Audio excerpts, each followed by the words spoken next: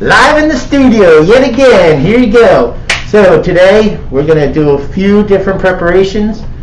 The first one is pastry cream. The French name for it is crème pâtissier. So we're going to use that as our filling. We're going to make the classic French dessert eclairs.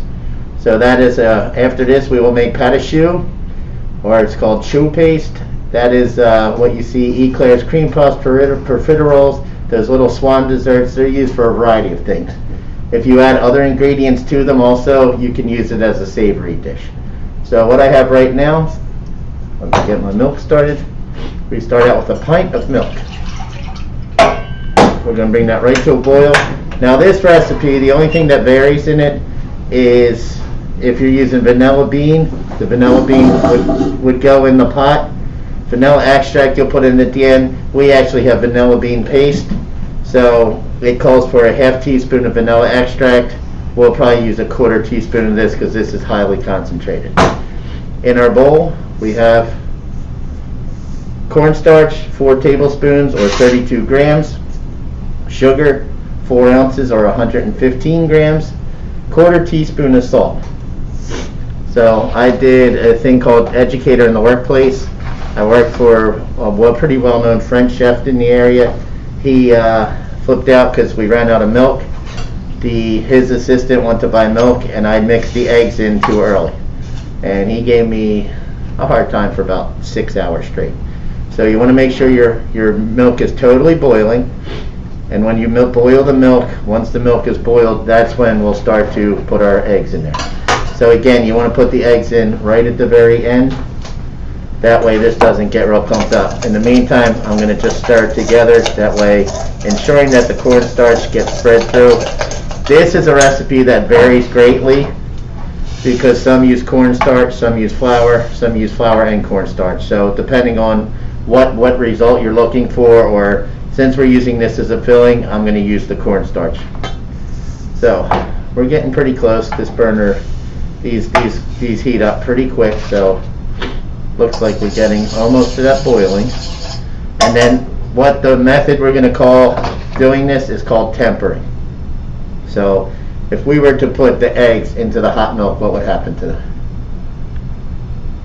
Boil, I don't know. They would scramble. So what we're going to do, tempering is called when anytime you're using eggs, whether it's culinary purposes or baking, you'll see we're going to add a little bit of the hot liquid at a time. That way it just slowly brings our egg mixture up to temperature. Instead of, if you put them this way, you would see scrambled eggs. And that's one of the most common mistakes that newer students make. They'll take these and they'll pour it into the thing, because that's what we do with almost everything. Of course I dropped it. And that's will just instantly scramble your eggs. So we're starting to get some bubbles forming. We're right about on that boil.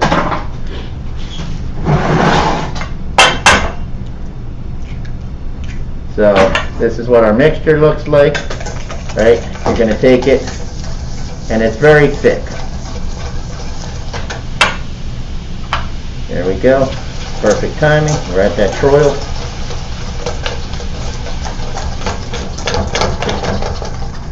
And you want to make sure all the starch is incorporated with your egg. Otherwise, like I said, this is one of the main steps where people make mistakes. The other is when we'll finish the cooking. So looks thick. Mix in with your starch there. So like I said, some recipes might say add a third of it and then add the rest to the pot. Just to be on the safe side, I will slowly add all of my milk into the egg mixture. First, that makes sure that everything is mixed in my bowl. And secondly, it just makes sure it's incorporated. So at this point, a lot of recipes will say take this third of it, pour it back in. Like I said, I'll go completely this direction. Just get a little at a time, just to make sure that my eggs don't scramble. And then when we put it back on the stove, since your milk is already to boil, the next part of the process is fairly quick. This is the second part where people tend to have mistakes. So if you look, a lot thinner now. With cornstarch, since we mix it with our cold eggs, cornstarch you always want to mix with a cold liquid. So if you mix it with hot, it would have clumped up. So we had our cold eggs, that mixed with the cornstarch, and then we're back on. And what that'll do, when cornstarch needs to come to a boil to thicken. So if you don't bring it to a full boil, and if you look, see how I'm just moving the ingredients around? If you would just sit here, even for like a few seconds like that, you'll start to get lumps. So you want this to be nice and smooth. So you don't have to like really whip it. Make sure you're getting those corners of the pot. That's where we tend to get clumps. And like I said, since it was already, I'm going to turn my flame down just a little bit. Since it was already at a boil, you'll see that this part is fairly quick. I'm already starting to thicken up. And then once it comes to a boil, you're going to boil it for 1 minute. So regardless if you're using flour, cornstarch, arrowroot, whatever, you want to cook that for a little to cook that like starch taste out of it. So that's important. A lot of times people just bring it to a boil, turn it off, and then all of a sudden when they go to use it and taste it, it kind of tastes starchy. So I'm getting really thick right now. I'm at my boil. So once I'm at my boil, I'm going to go 1 minute more. And the reason for stirring it too, if you would just let it sit, this will easily burn on the bottom of your pot. I'm even going to turn down a little bit more.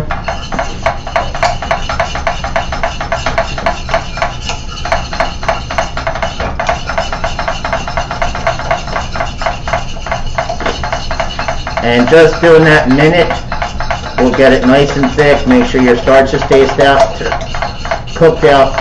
But then it won't, if you continue to cook this, it'll get really, really thick.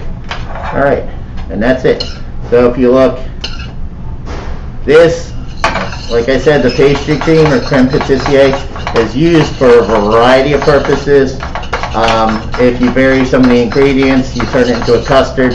So it is used for a base of soufflés. A lot of times they'll use for a base for soufflé. So this is used for a lot of preparation. So that was why I wanted to film this, go through, show you how to make it.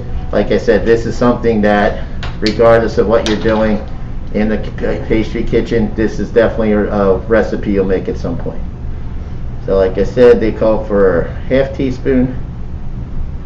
And if you look, that's all. This is scraped vanilla beans, and then it's put into a bourbon mixture to preserve them. Yeah. See? My man Gabe back there said whiskey. So, mix that in. And then the last thing, I'm not going to show you, but I'll tell you on the video, when you're storing this, if you've ever had pudding where it tastes like rubbery on the top, the reason for that is somebody covered it while it was still hot. So with this is the only one of the only things we'll actually take the plastic wrap and put it on the surface of the product. So that'll ensure that all the steam goes out to the sides.